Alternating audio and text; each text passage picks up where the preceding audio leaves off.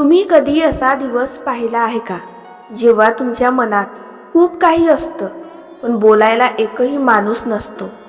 अशी वेळ प्रत्येकाच्या आयुष्यात येते. तेव्हा माणूस रडत नाही, पण आतून तुटत असतो. लोक समजतात की तो शांत आहे, पण खरं म्हणजे तो स्वतःशीच लढत असतो.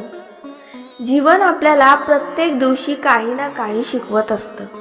कधी आनंद देतं, कधी दुःख देतं आणि कधी अशा परीक्षा घेतं की आपल्याला स्वतःवर शंका यायला लागते.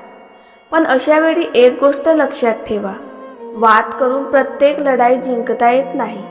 काही लढाया फक्त शांत राहून जिंकाव्या लागतात. आज तुमच्यावर टीका करणारे लोक उद्या तुमचं कौतुकही करतील.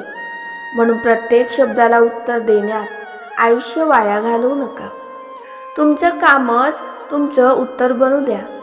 जे झाडं फळांनी भरलेलं असतं ते नेहमी खाली झुकतं आणि जे रिकामं असतं तेच वाऱ्याने जास्त हलतं. म्हणून आयुष्यात कितीही मोठे झालात तरी नम्रता सोडू नका, कारण नम्र माणूस हरला तरी लोकांच्या मनात जिंकतो. आज अनेक जण पैशाच्या मागे धावत आहेत, पण मनाची शांतता हरवत आहेत. लक्षात ठेवा, शांत मन असलेला गरीब माणूस अस्वस्थ श्रीमंत माणसापेक्षा जास्त सुखी असतो. कोणी तुमची किंमत केली नाही म्हणून दुःखी होऊ नका. हिरा स्वतःची किंमत कधीच सांगत नाही. त्याची किंमत जाणवणारा माणूसच त्याला ओळखतो.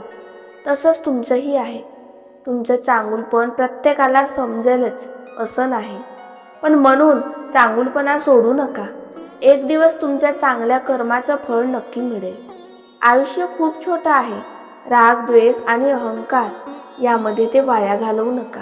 प्रेमाने जगा, संयमाने जगा आणि माणुसकी जपा.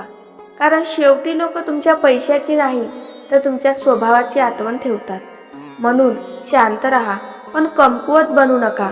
संयमी राहा, पण अन्यायासमोर झुकू नका. चांगले कर्म करत राहा, कारण वेळ प्रत्येकाला त्याच्या कर्माचं फळ नक्की देते.